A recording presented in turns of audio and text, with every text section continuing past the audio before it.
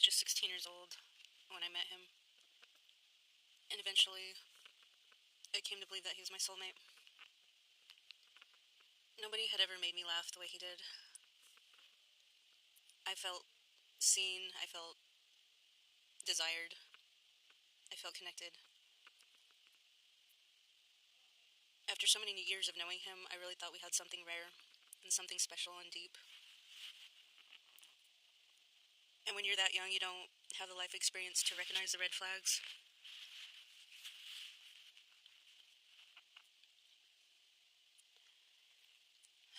I made excuses for him. All the troubles that he caused me, even in our young years, I just wrote it off. Made way too many excuses. I did eventually see the other side of him, as he spent a lot of time with me and my family. At first I brushed it off. I told myself we're still really young and immature. I heard that he was going around and seeing an ex, and he was also with with his very best friend's mom. He told me that, and he seemed proud of it. And I had to cut him off for a little while. That should have been it for me. I should have completely cut him off when I heard that. He was only 17 when he claims he was seduced by Eric's mom. But as time passed and I forgave him, he kept pursuing me and pursuing me. He wouldn't leave me alone.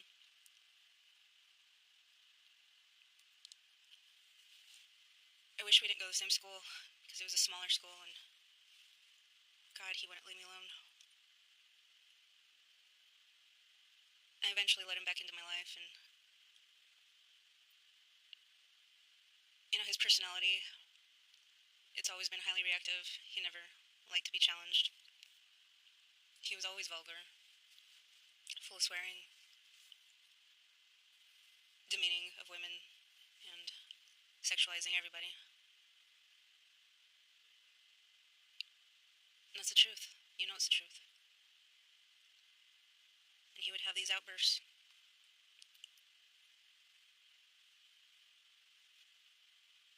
He didn't punish me with silence until after we were married. I didn't experience the silent treatment until soon after we were married. But when we were younger and going out together, he did have some major...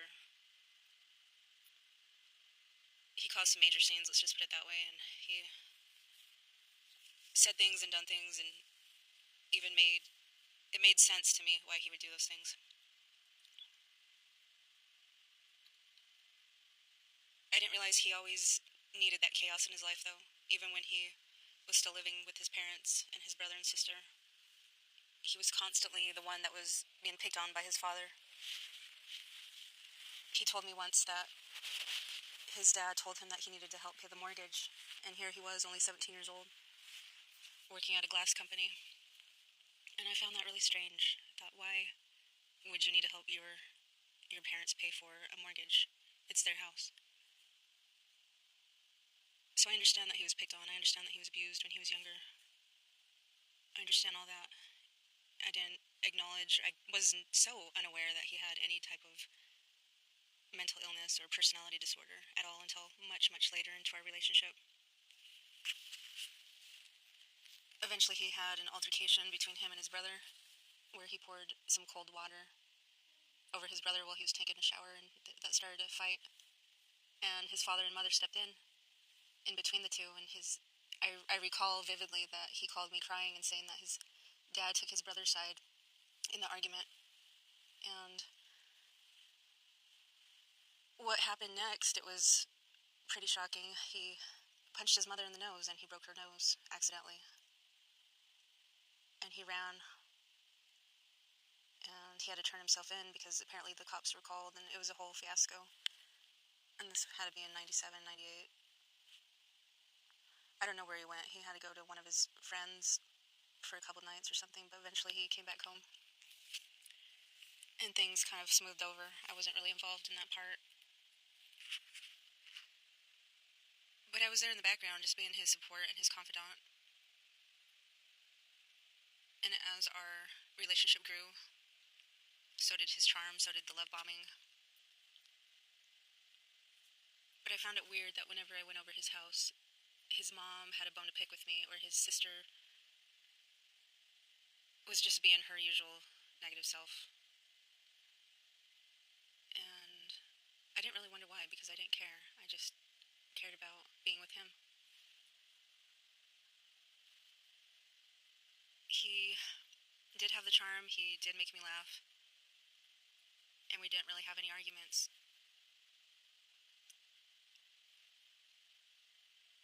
After we got married, that's when the confusion started. Within months, it felt like I was being isolated, and I was told to stay home while he went out to supposedly go to church. And looking back now, I feel really ashamed that I didn't see what I see so clearly today. I was so young. So young. 22 years old. We bought a house at 23. Huge house. Renovated it. We had goals. But looking back, I'm not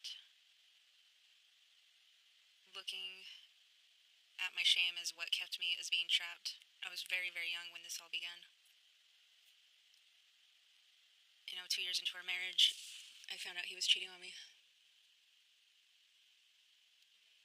And I was completely devastated. When he was in the shower, I looked at his phone and it said, "I love you." And it was from some bitch that was 10 years older than us. I found out later who she was, and I confronted her. And she got mad at me. She had the audacity to get mad at me for confronting her and calling her and texting her, because her children were young and she didn't want them to see what was going on, what she was doing. But eventually her husband found out. Because my soon-to-be ex didn't leave her alone. She didn't leave him alone. They had some sort of weird connection. I'll never know what. But they should have just stayed together, belonged together. Maybe me and her husband could have gotten along. I don't know. It's just a joke, but in reality, he did come looking for my soon-to-be ex-husband, and he was hiding like a little bitch in the garage when he came in and demanded where he was at, and he wanted to confront him, and I enabled him. I protected him. I said, he's not here. The truth is, I didn't want him to be beat up, because at the time I was 4 months pregnant with my first kid, my son. And her husband was like, "Well, if he's not here, I want to talk to you. Will you come and talk to me?" And I did. He wanted to know the details of how they met and what I knew, how much I knew, and I didn't really know much, honestly. He claims, my soon-to-be ex, said that they met at a store, and she saw that he was wearing Judge football shorts, and apparently he's really good friends with one of her cousins. So anyway, that's how the conversation got struck up. But regardless, they kept seeing each other, and her husband found out, I found out, and after I warned them to leave each other alone, they were still going behind my back. And anyhow, I should have been out. I should have been done. I was pregnant. The second time I found out that they were still seeing each other. And that husband of hers said, "Wow, you're really beautiful." And I was kind of taken back. I was like, "Oh, really? Thanks." And he goes, "Yeah, I thought you would be somebody, ugly for him to want to cheat on you." And I was kind of shocked by that. I didn't know what to say.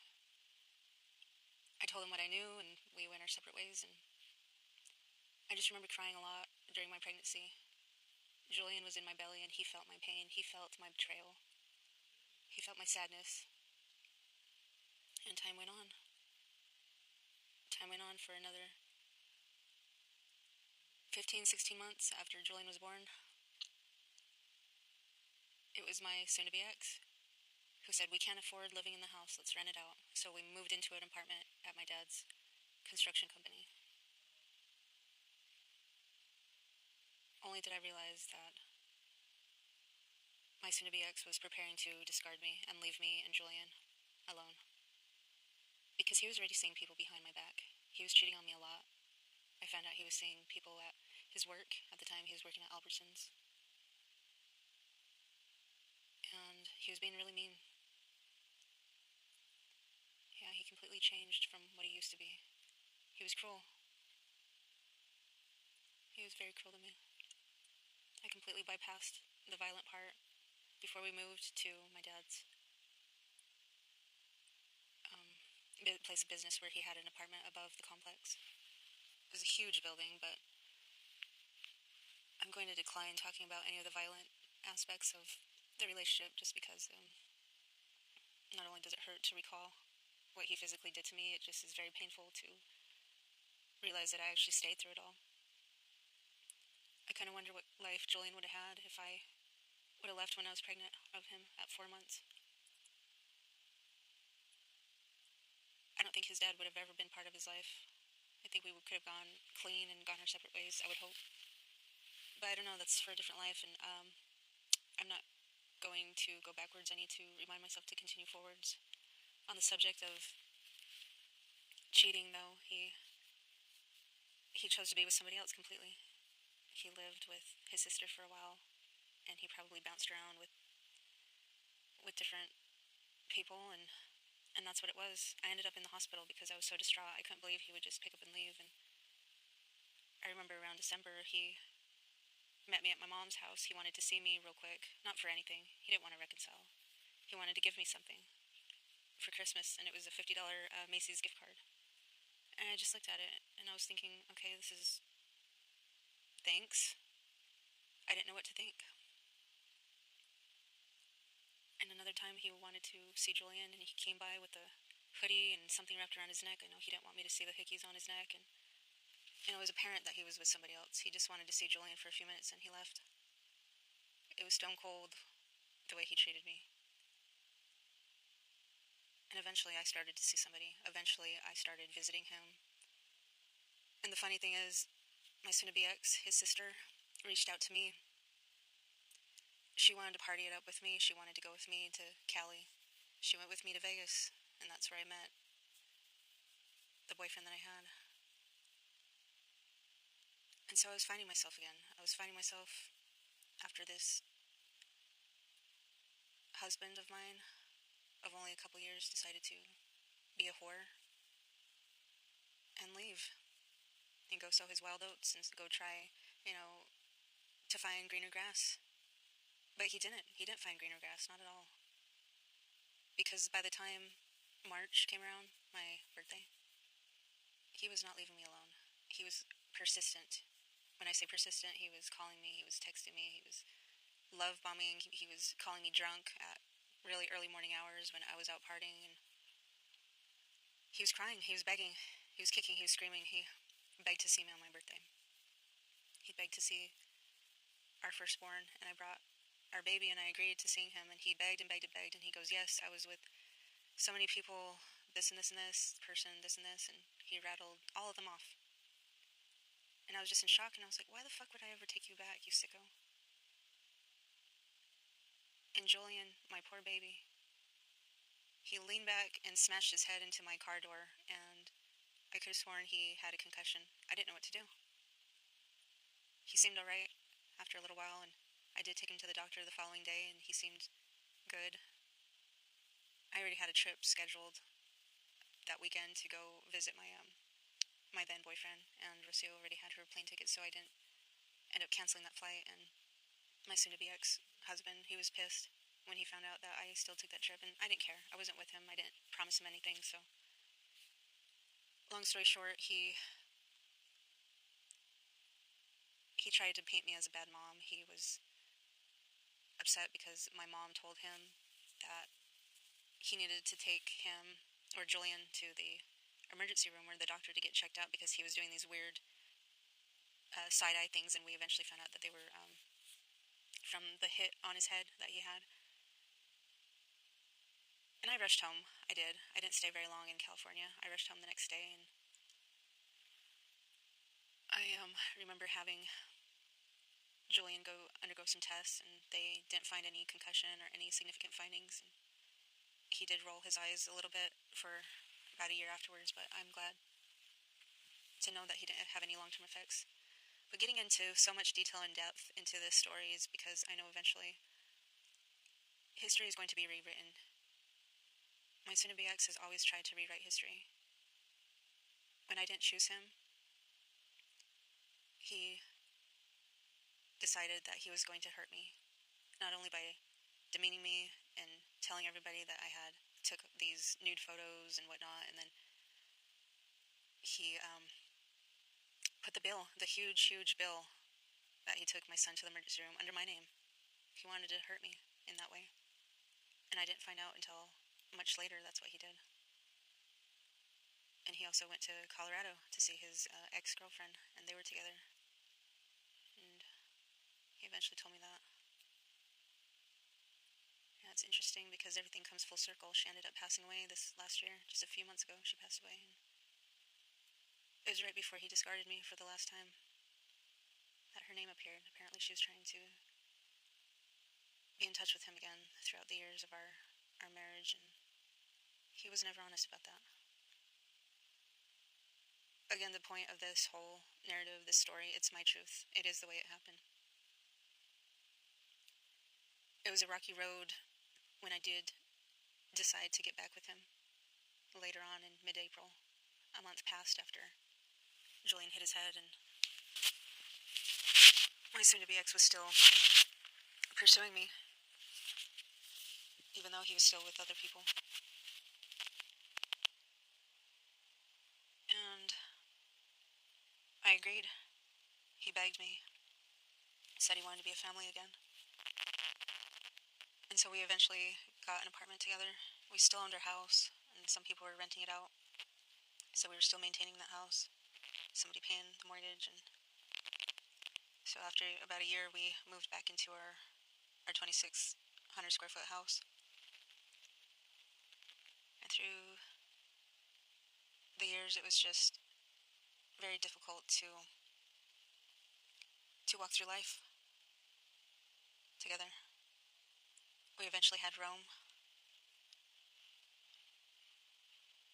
and he was pure joy. I thought we were close, and the thing of it is, even when I was pregnant with Rome in 2011, 2012, my soon-to-be ex was still giving me shit. I recall him wanting to kick me out of the house. I don't remember what the fight was about, but one of our biggest blow-ups happened when I was about 7 months pregnant of Rome. And my soon-to-be ex wanted to go out partying for his birthday, and he wanted to take our oldest child.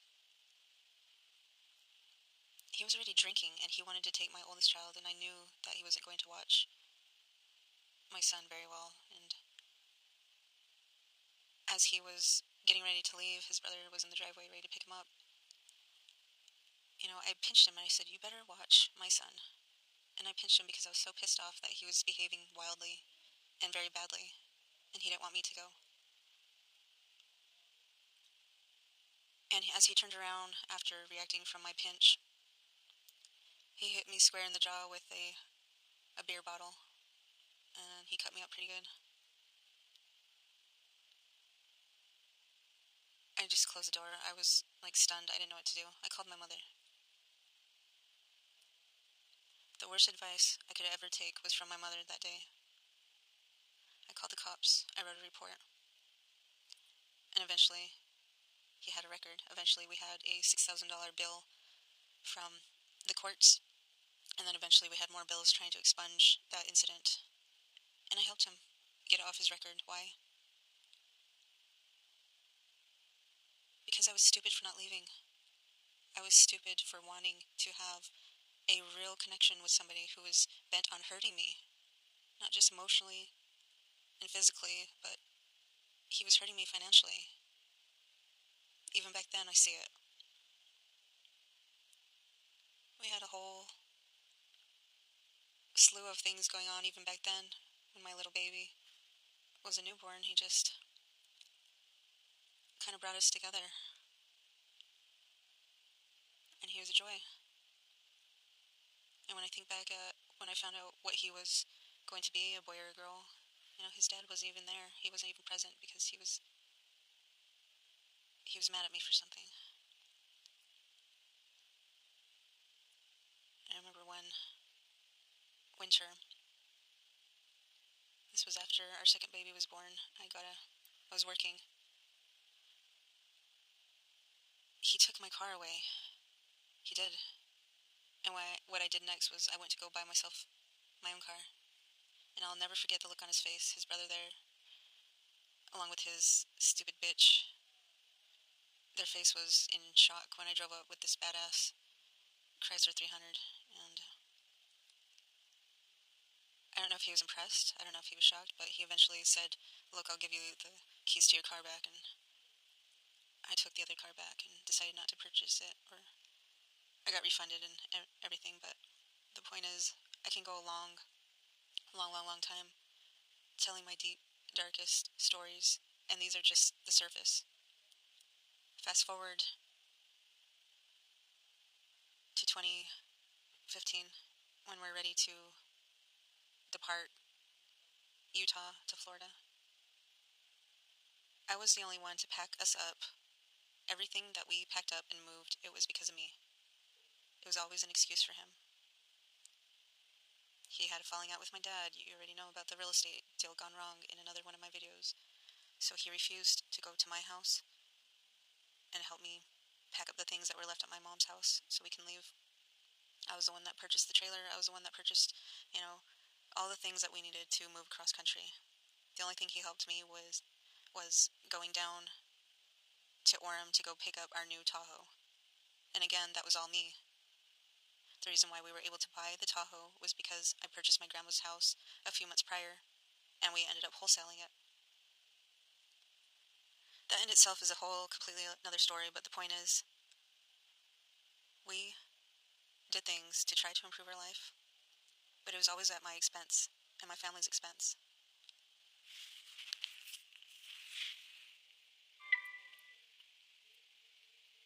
I was always waiting for the next reaction from him, the next mood swings, and that would dictate everything. The trips that we made, this cross-country trip. It was weird stopping in Chicago to see his uncle there. He put on a full display of being this macho, angry real estate agent to the woman who sold us our house in Florida, because they did not give him his commission. And I just remember being on the train with his uncle and his aunt in Chicago, and they were going to show us around, and my soon-to-be ex, what he decided to do was show off. And it was a weird reflection of his character. But that's who he is. I think he thrived on it. My entire life was always consumed by managing his emotions, and if there wasn't chaos, if everything was calm, he would create it. It didn't matter if it was road rage. It didn't matter if, it had to do with the real estate transaction that was years ago that gone wrong with my dad and his brother. He had to stir up some shit. He had to stir up some shit with his family. He had to have his family involved, and he triangulated me. Why didn't I see it so clear? And sometimes I feel like I get a lump in my throat because it was so blatant that he hated me. And he liked torturing me.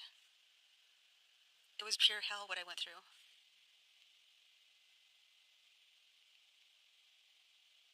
All I wanted was stability for my kids and myself.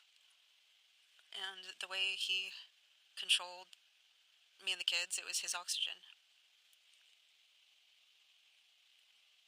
I have even dived into what he would do to the children when they were a certain age. I would imagine it was around the same time, or the same age that his dad really picked on him, but there's a certain age around 7, 8 years old where he would really pick on the kids. I mean, belittle them, demean them. And he still did that, when they got older. He still did it to me. He always would say that we're all against him, when that wasn't even true. He just didn't do the inner work to see that it was him who was excluding himself from the family. It was him that was choosing to stay with his online friends and seclude himself in his room to be online. And me and the kids did grow close. We family are growing closer through this trying time. And I don't think that my soon-to-be ex will ever grow. He'll always be a stunted 4-year-old toddler in a man's body. He'll always look to his sister, now that his mother's gone, he'll always look to his sister for support.